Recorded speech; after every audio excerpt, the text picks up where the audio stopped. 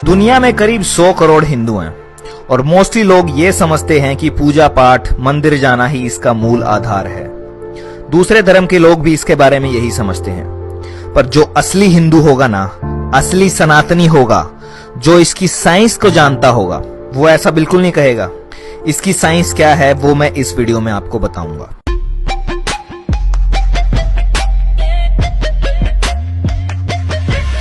इसकी साइंस इतनी गहरी है कि दुनिया भर के बड़े बड़े क्वांटम फिजिसिस्ट, मॉडर्न साइंटिस्ट ने हिंदुइज्म के वेद उपनिषद पढ़े हैं, अध्ययन किया है, जिसमें एल्बर्ट आइंस्टाइन से लेके Niels Bohr, Erwin Schrödinger, Werner Heisenberg और निकोला टेस्ला का नाम भी आता है।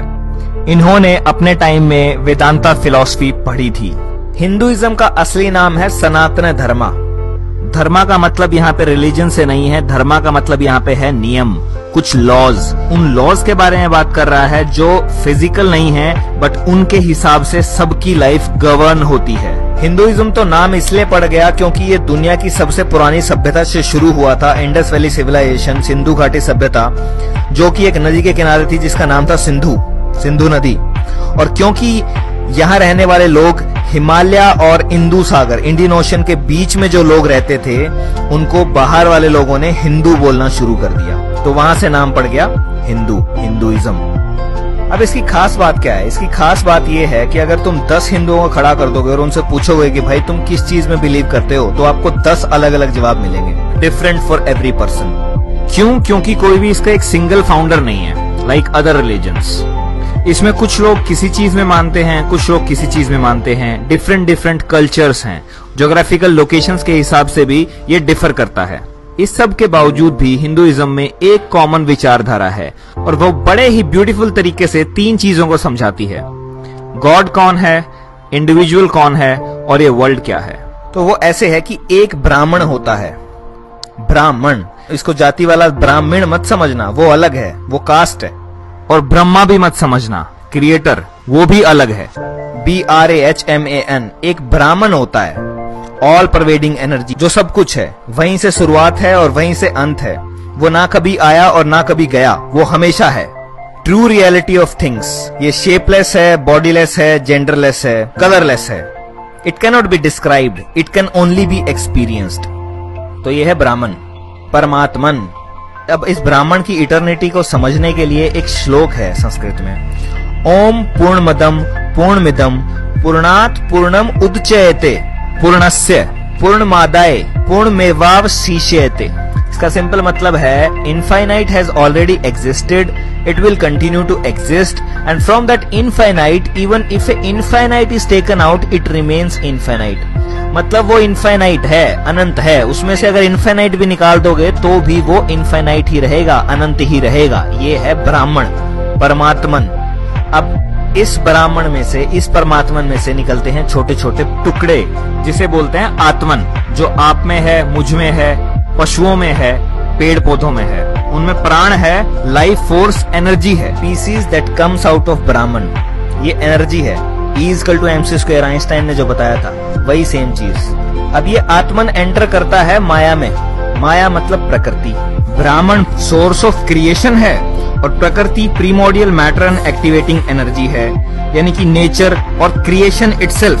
पुरुष प्रकृति, Shiv Shakti, cosmic father, cosmic mother, जगत पिता, जगत माता, masculine principle and feminine principle. पुरुष क्रिएशन का सोर्स है और प्रकृति खुद क्रिएशन है। अब ब्राह्मण से प्रकृति निकली है, ब्राह्मण से माया निकली है। ब्राह्मण इनफाइनाइट है, माया भी इनफाइनाइट है, पुरुष इनफाइनाइट, प्रकृति भी infinite. That infinite proceeds from the infinite. अनंत से ही अनंत निकलता है, and it still remains the Brahman, still remains infinite. तो Brahman is infinite, universe is infinite. अब ये यूनिवर्स जो ये क्रिएट हो रखा है, प्रीमोडियल मैटर, ये माया है, ब्राह्मण की माया, या कह लो शिव की माया। अब आत्मन को बॉडी मिली है, तो आत्मन ड्राइवर है और ये बॉडी एक कार की तरह है। एक कार नहीं चल सकती विदाउट द ड्राइवर, समझ रहे हैं? सिमिलरली इस बॉडी नहीं चल सकती without the Atman.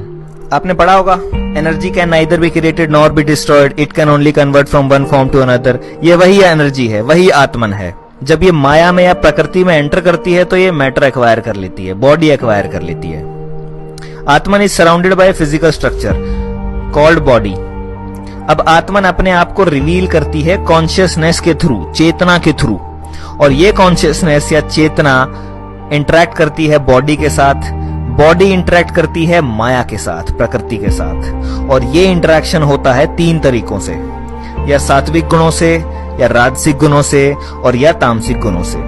Her interaction में कर्म जनरेट होता जाएगा। अच्छा सोचोगे, अच्छा करोगे तो पॉजिटिव कर्म जनरेट होगा, और बुरा करोगे, बुरा सोचोगे तो नेगेटिव कर्म जनरेट होगा। अब ये जो आत्मन है, एनर्जी है, इसके लिए ये श्लोक है जो गीता में कृष्ण ने बोला है, नैनम छिदंती शस्त्राणि नैनम दहती पावक न चैनम क्लदयन्ते आपो न शोषयति मारुत। ना शस्त्र आपको काट सकता है, ना अग्नि आपको जला सकती है, ना जल आपको गीला कर सकता है, और ना ही हवा आपको सुखा सकती है। आत्मा अमर है, अजर है, सर्वज्ञ है, सनातन है। जिस तरह से हम कपड़े बदलते हैं उसी तरीके से आत्मा एक शरीर छोड़कर नया शरीर धारण कर लेती है। और जब ये आत्मन माया में एंटर करता है तो इस माया के अंदर आपका साइकिल स्टार्ट हो जाता है कर्म का। मतलब इस रेक्टेंगल के अंदर लिखा हुआ है लॉ ऑफ कर्मा। मतलब आत्मन ने यहाँ पे एंटर किया और उसका कर्म साइकिल स्टार्ट हो गया। यहाँ से यह आत्मन ने माया में एंटर किया, यहाँ पे जन्म हुआ, birth, disease, old age, death, birth, disease, old age, death, birth, disease, old age, death. ये चलता रहेगा, चलता रहेगा, चलता रहेगा, चलता रहेगा। बार बार जन्म होता रहेगा, बार बार मरते रहेंगे, बार बार जन्म होता रहेगा, मरते रहेंगे। ये इसकी कोर फिलोसफी है।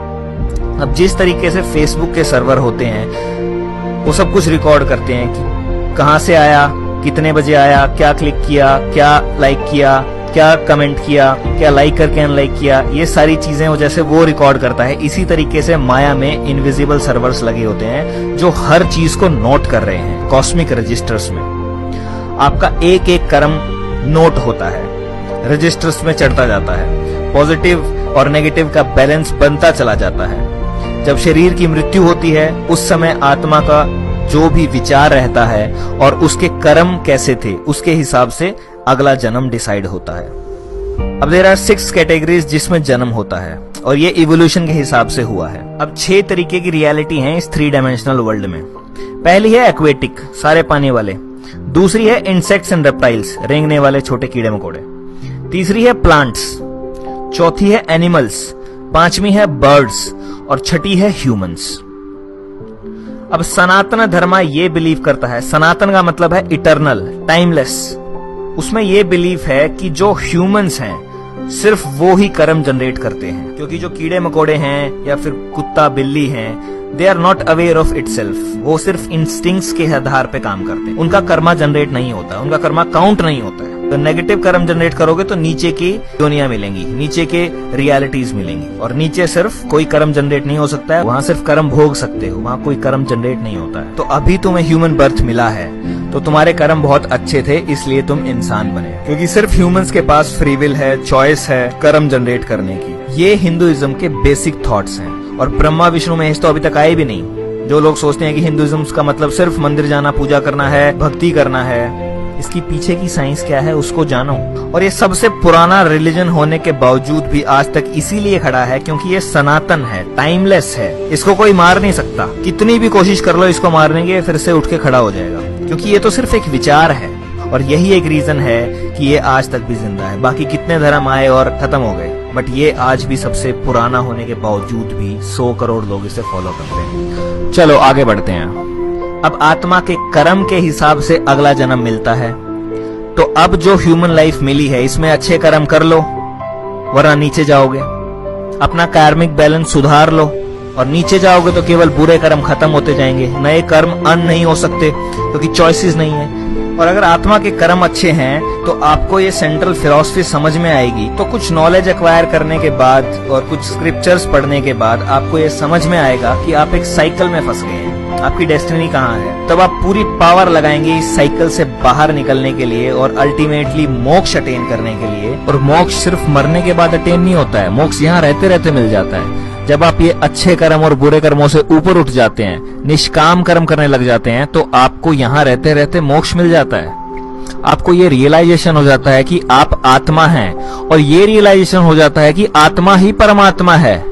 अद्वैत वेदांता के अकॉर्डिंग तत्त्वम असि, दैट दो आर्ट, मतलब आत्मन इज ब्राह्मण आत्मा ही परमात्मा है, उसी का हिस्सा तो है, वही तो है। और मोक्ष अगर मिल गया तो आप वापस चले जाएंगे ब्राह्मण के पास, जहां से आप आए थे, परमात्मन के पास, which is the reality of all human beings. But हर कोई इस चीज के लिए अवेयर नहीं हो सकता। जो अवेयर नहीं हो सकता उनके लिए endless cycle of birth death चलता रहेगा। अब ये क्यों हो रहा है? बिकॉज दिस संसार, this world is a Maya, temporary material reality which confuses आत्मन। ये माया आत्मा को कंफ्यूज कर देती है और ये टेम्परेरी मटेरियल रियलिटी है, ये सच्चाई नहीं है। माया का मतलब है दैट विच इज नॉट, जो है ही नहीं।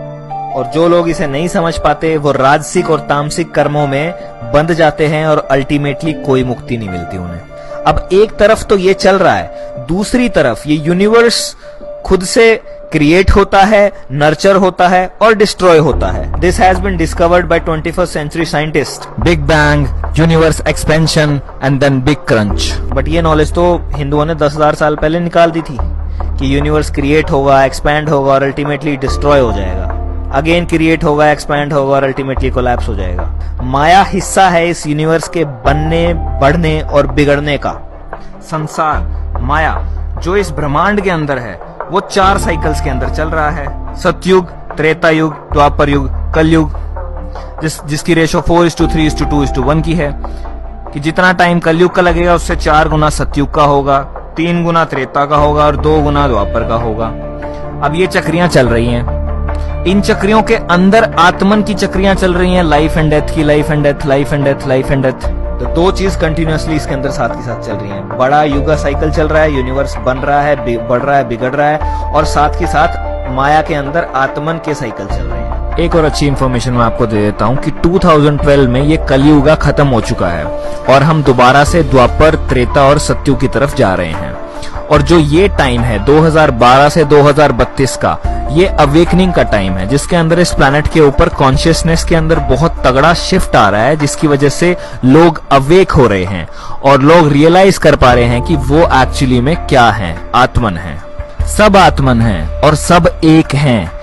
चाहे आप किसी भी धर्म को मानने वाले हों, बट अल्टीमेटली हम सब एक हैं। यही एक रीजन है कि कभी भी हिंदुइज्म ने किसी को कन्वर्ट नहीं किया, क्योंकि वो जानते थे कन्वर्ट क्या करना, सब एक ही तो है। चाहे वो माने किसी भी चीज को, बट ट्रुथ को चेंज नहीं किया जा सकता, वो एक ही है। तो सिंपली ये बोल रहा है कि आपकी लाइफ आपके कर्म पे डिपेंड करती है, जैसे कर्म करोगे उसके हिसाब से आपको रिजल्ट मिल जाएंगे। अब इस कंसेप्ट के सिमिलर टर्म्स पे एक मूवी बनी है जिसका नाम है मैट्रिक्स, जिसने इस रियलिटी को ही क्वेश्चन कर दिया कि रियल क्या है, जिसके अंदर नियो, जिसका मतलब है वन, NEO, मॉर्फियस नियो को यही समझा रहा है पूरी मूवी में कि तुम एक एंडलेस साइकिल के अंदर फंस गए हो, तुम मैट्रिक्स में फंस गए हो, माया में फंस गए हो और इस साइकिल से निकलना है। तो जब नियो एनलाइटनमेंट अचीव करता है, वो गोलियों को रोक देता है अपनी तरफ आते हुए, सब कुछ कर देता है, वो पता नहीं ऐसी ऐसी चीजें कर सकता है जो ह्यूमनली पॉसिबल ही नहीं है, जो या तो कृष्णा ने अपने टाइम में की थी या राम ने अपने टाइम में की थी। और इस कंसेप्ट को समझने के बाद जब आप वो मैट्रिक्स मूवी देखेंगे तो आपको और क्लियरली समझ में आएगा कि ये कंसेप्ट भी और वो मूवी भी। तो एक संस्कृत में सेइंग है, ब्राह्मण सत्य जगत मिथ्या, means Brahman is real and this world which you experience through your senses is just myth। तो जिस दिन आपको ये आत्मा का बोध हो गया, उस दिन आपको मोक्ष अटेन हो गया, आपके ये सारे के सारे भ्रम टूट जाएंगे और आप समझ जाओगे कि आपके अंदर ही है वो ब्राह्मण, आपके अंदर ही है वो परमात्मा। अहम ब्रह्मास्मि जो सिखाया जाता है वो यही है कि तुम ही हो ब्राह्मण, तुम्हारे अंदर ही है सब कुछ। उसे कहाँ बाहर ढूंढ रहे हो, बाहर नहीं मिलेगा, वो अंदर ही मिलेगा।